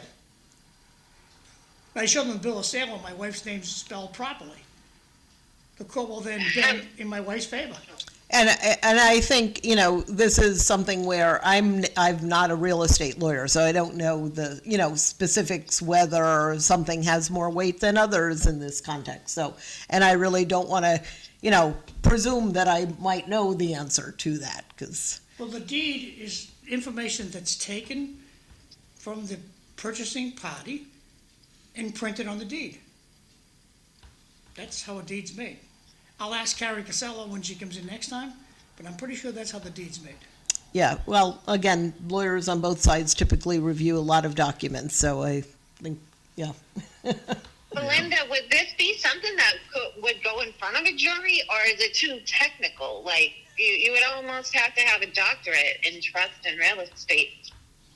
Yeah, I don't know, actually. I mean, it's a good question. I don't know what kind of, And frankly, I think part of the challenge here is that there's a lot of speculation, a lot of opinions, a lot of lawyering going on without all the facts. And as a lawyer, that is something I've always been careful about. That's how we were taught to, we have to have all the documents in front of us before we start sort of, speculating, or that we should never speculate.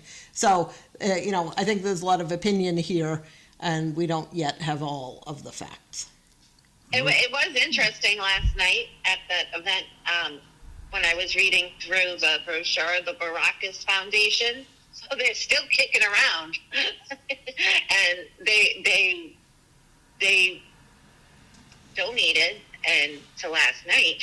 And isn't the Baracus one, isn't the Saris is like... Baracus is off the deed. He was off the deed in the 70s. He's off the deed. Oh, okay. It's All right. the guy in Tingsboro. I forget what his last name is. Saris, George Saris. That's it. Nick Saris. And again, That's the name I've been told. Yeah. I don't know. Yeah. And again, I think also a lot of this feels like it has become very personal. I think that's probably not a wise thing to be. No. Yeah. Thank So, you. Yeah. tomorrow, we have a No King's Day demonstration from 12 to 2:30 here in Lowell at Are you going, Cliff? And tell them I am the king? I hope it rains. Hope it rains. I didn't think I would be going. It's at 93 Bridge Street near the Mass Mills Apartments. Their line is, "We have the power and are claiming it together. No thrones, no crowns, no kings." And then they put this out. The core principle behind the No Kings event is a commitment to nonviolent action. We expect all participants to seek to de-escalate any potential confrontations with those who disagree with our values and act lawfully at these events. Weapons of any kind, including those legally permitted, should not be brought to events. So we'll see how that works out. But we're down to just a couple minutes. Oh, yeah, it's hard to So- believe. It's so, almost 8 o'clock. Do you got anything else you'd like to tell us about what's going on in the city besides it being named the most livable city in Mass? Well, that's a pretty cool thing, isn't it? Yes. Sure is. It is. So I mentioned my meet and greet. I'll just repeat that very briefly. Wednesday, April 29th, 10 to 11 a.m. at the Corner Cafe on Lawrence Street, right by Woburn Street. We had 2 flag raisings within the past week or so, and the Dominican flag first Ghana about 10 days ago, then Dominican Republic, and Greece on Wednesday. The next flag raising is coming up in about mid-October. I had looked up the date, now I forgot. It's about April 3rd.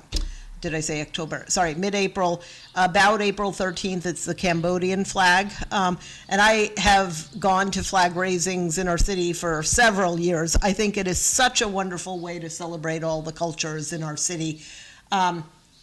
We also, Lowell was designated a UNESCO, a member of the UNESCO Global Network of Learning Cities.